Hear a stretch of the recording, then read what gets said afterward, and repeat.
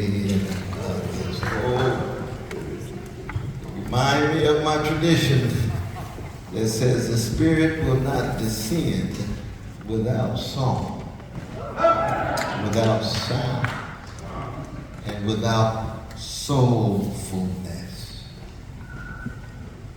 Soul ain't nothing but the sharing of a soothing sweetness against the backdrop of grim catastrophe. That's what we are wrestling with, grim catastrophes, which means we need sweetness, we need majesty, we need courage, we need solidarity.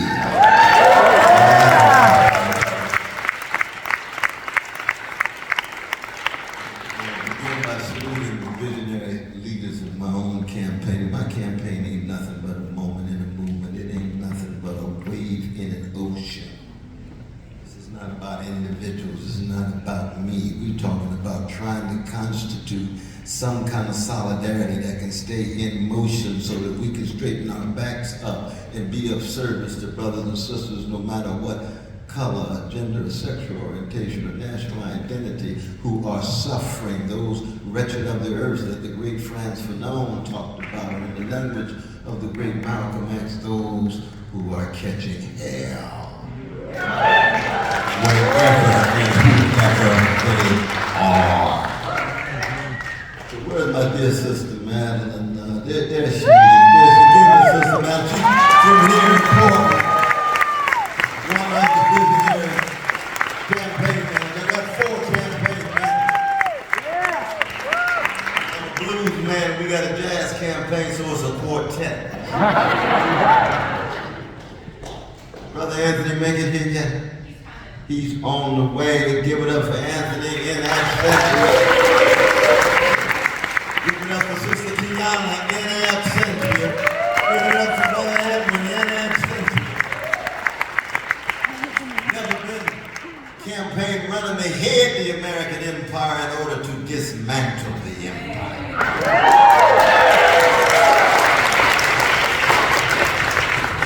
Which is to say what?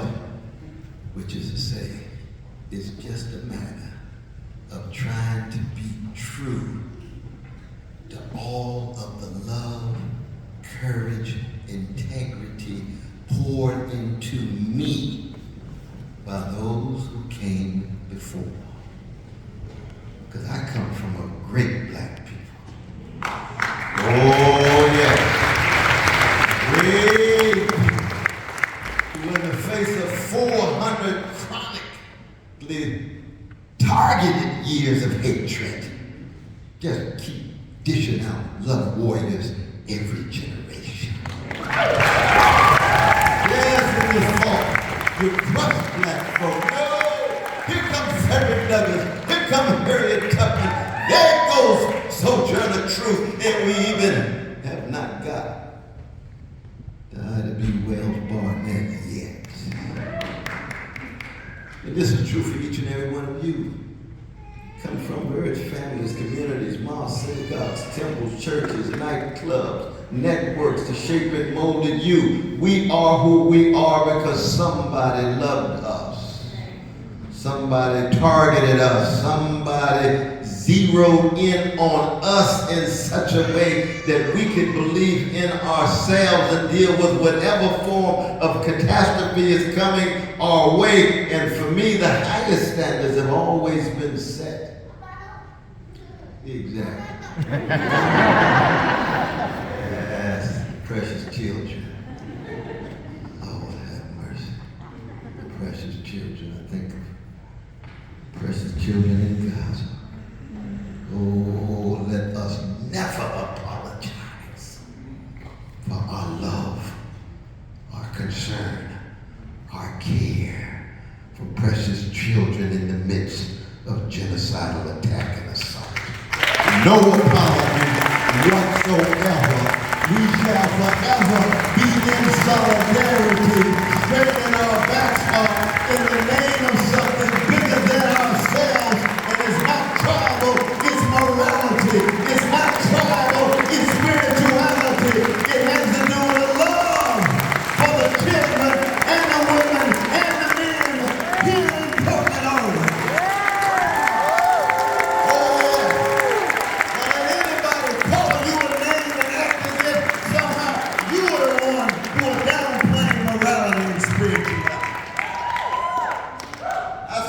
same thing about any child. I would say the same thing about the Armenians in Turkey. I'd say the same thing about Jews in Germany. I'd say the same thing about Tutsis in Africa. I'd say the same thing about anybody catching hell. That's my tradition.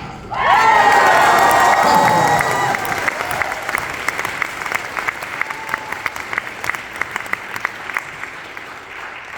also come from a people who've been terrorized for 400 years.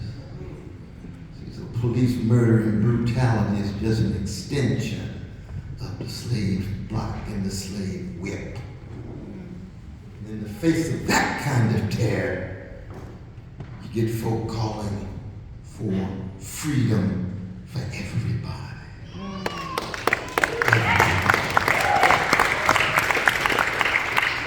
That's a counter-terroristic move against the terror. So often the discourse is overlook the terror and view the counterterrorism as somehow the focus. No, it's the context you start with and then zero in on what the response is. Freedom for everybody, but beginning with one's own mama, daddy, aunt, uncle, cousins, group, and then allow it to spill over for everybody. And why do I say that? Very important. One of the ways in which oppressed peoples have been socialized under oppressive conditions is to love everybody but their own people. That's the ticket for success. Highlighting everybody else's situation and can't say a mumbling word about your own. Because if you talk about your own, you're going to touch sources of anger and rage and indignation, and that's the very thing that threatens the status quo.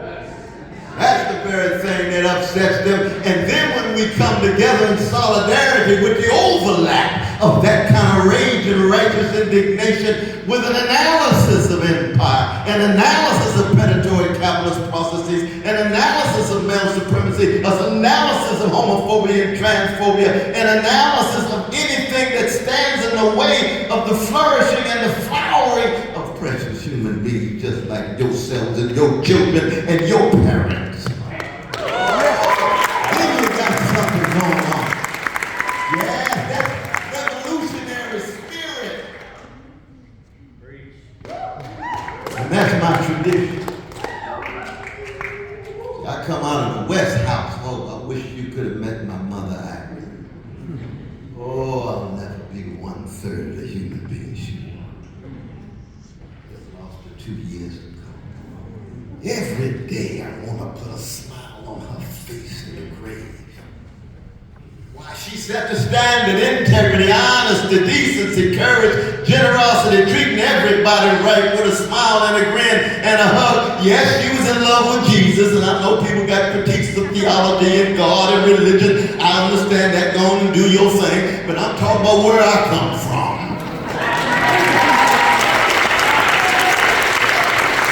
Everybody comes from somewhere. The question is, will you be true enough to yourself to push aside the ugly aspects of our tradition? Every tradition has something ugly about it, because every tradition can suffocate. But if you read your traditions right, it can also liberate and emancipate. Whatever the tradition is, secular, religious, or whatever. The proof is in the pudding. It's in the deeds. It's in the action. It's in the sacrifice. It's in the service. It's in the willingness to give it all, to empty yourself, to sacrifice yourself. And so for me, I think of my campaign, you can see I don't begin with policy initiative. No, not at all. No, not at all. I began with situating myself in the tradition of love warriors and freedom fighters, and in the face of trauma, wounded healers rather than wounded hurters. In the face of overwhelming sorrow and sadness, like Louis Armstrong, I want to spread some joy. I want to be a joy spreader and a joy sharer in the name of solidarity of oppressed people.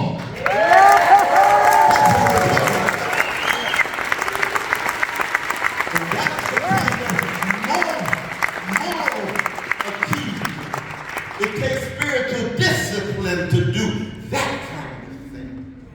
So you begin with where you come from. I see Brother Jonathan there. Oh, that's my dear brother. He's the father of Matthew. Give it up for Brother Jonathan. Oh, his brother was in my high school class, the marriage, and his father was one of the professors at Sacramento City College where I would go, and he would give these magnificent lectures on Sartre and Camus and Dostoevsky. I said, yeah. But you have to fortify yourself. And that's your story. That's not my story.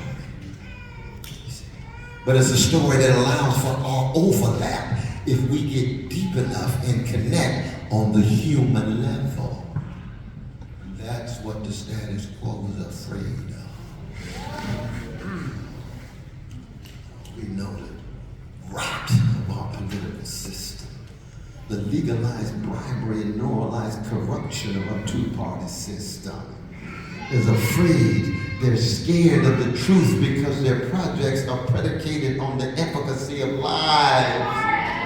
Those lies hide crime, imperial crimes abroad, drones dropped on innocent folk. Nobody says a mumbling word. 500,000 killed in Iraq. Nobody hardly says a mumbling word as if an Iraqi baby doesn't have the same status as a baby in Portland. I'm here to say all babies have the same value and significance. And I'll say until the day I die, that's who I am, that's where I come from.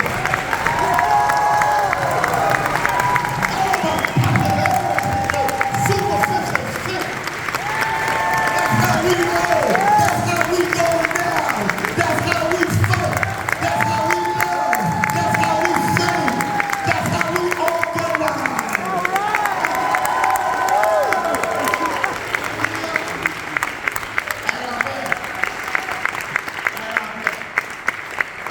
So when I talk about the abolition of poverty, I'm an abolitionist. I don't want to see one brother, sister, or sibling homeless or unhoused in Portland, Chicago, New York, Los Angeles, any other place. We got war priorities. We got billions for war, billions for the military-industrial complex, billions for the elite at the top, corporate welfare, subsidizing and taxes. But when it comes to those Sly Stone called everyday people, when it comes to those James Cleveland called ordinary people, my people of all colors but those catching hell, all of a sudden we have austerity dispositions. We got a tax budget. We got to make sure it's balanced.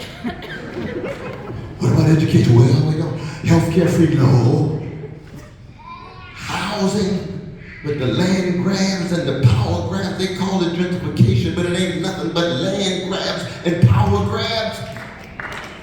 In some ways, the history of the whole country. I come from California. It used to be Mexico. Land grab, power grab, Mexican War. 13 states to 48 states. Manifest destiny. Please quit lying. Quit lying. Imperial expansion. We need persons in every context, and I'm just one extension of you, just as you are an extension of me, to raise our voices and tell the truth. That's all. We gotta just tell the truth. And the condition of truth is to allow suffering to speak of those who are catching hell. That's true in our individual lives. If you think you understand something about yourself and you're not coming to terms with the wounds and bruises and scars within your own soul, then you lying to yourself. Well, that's true for empires too. That's true for nations too. And the problem with the United States at our worst is always that we viewed ourselves as so innocent, even as we have been authorizers of devastation to our precious indigenous brothers and sisters. How you gonna call yourself innocent? Enacting genocidal attacks and assaults. In the name of what? Liberty. Please,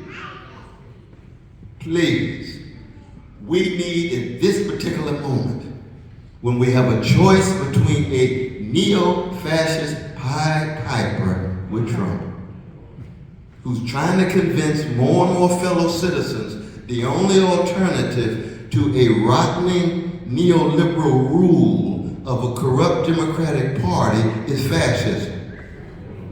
And more people are giving up, pushing back, and rejecting the Democratic Party because they know that it's beyond redemption when it comes to satisfying the needs of poor and working people and when it comes to dealing with the militarism abroad that they promote.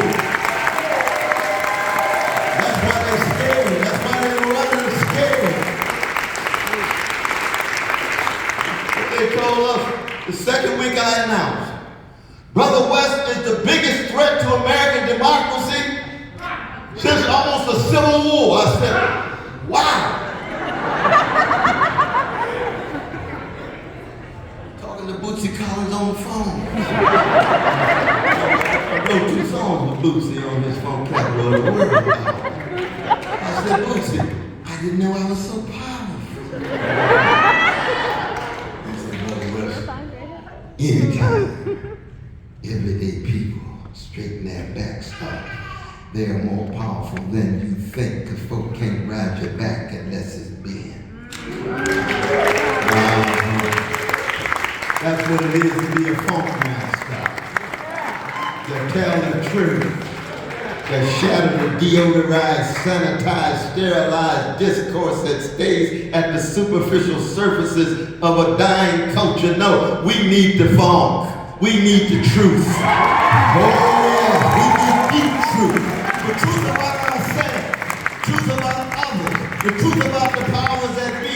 This is not about self-righteousness. Just like it's not about hating anybody.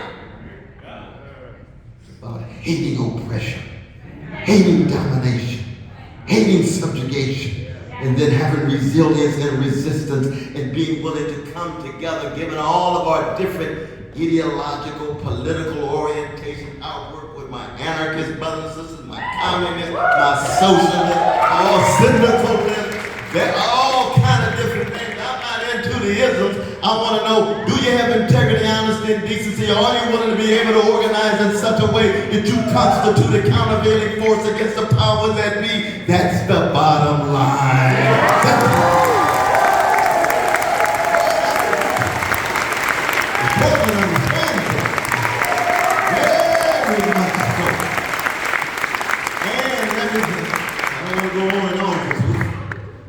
We got Portugal, period. I'm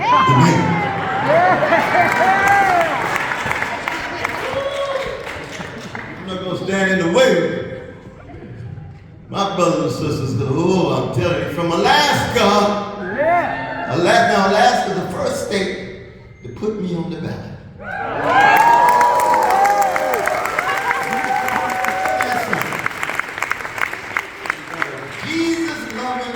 Black man like me put on the ballot in Alaska as the first state in the American Empire. That puts a smile on Richard Pryor's face. Beautiful. I just signed today with the Progressive Party here in Oregon. We won't be able to follow through till June, but it's already on paper. Oregon's gonna be the second state to put me on the ballot.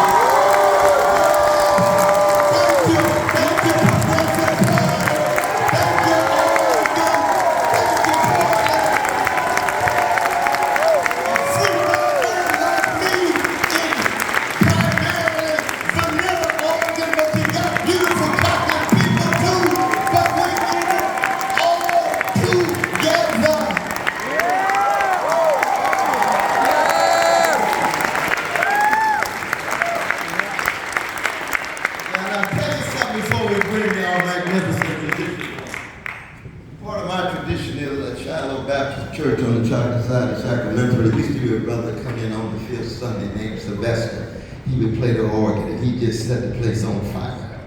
He grew up in Vallejo, but he's known to the world for the genius that he is. His name is Sly Stone. Yeah! Sylvester Stewart, Sly Stone. In fact, his autobiography was just published. Thank you for letting me be myself just a couple of weeks ago. Sly taught us something about our lives, but I take it very seriously. Because people come up to me and say, Brother West, what do you think about your white allies? I'm just that you're always unapologetic about being a black man, and how do you deal with building the bridges and the alliance of the white allies? I said to myself, well, Sly the Family Stone had a drummer named Greg. He was a white brother, wasn't he? I had another brother on the horn named Jerry. He was a white brother. He didn't turn to Greg and Jerry and say, now we're going to hear some notes from our white allies. They in the mother hucking band. They chose to be in the band.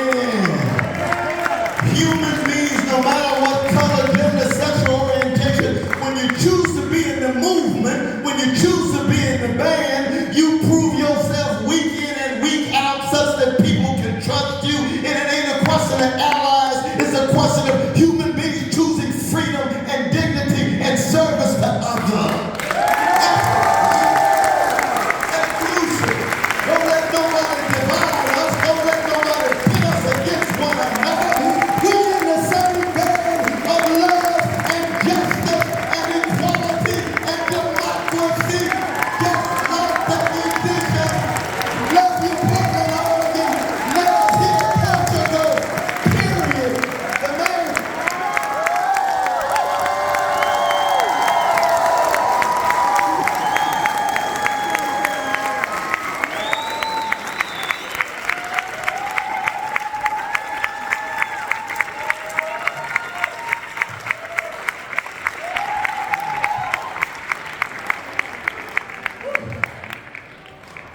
Y'all ain't getting away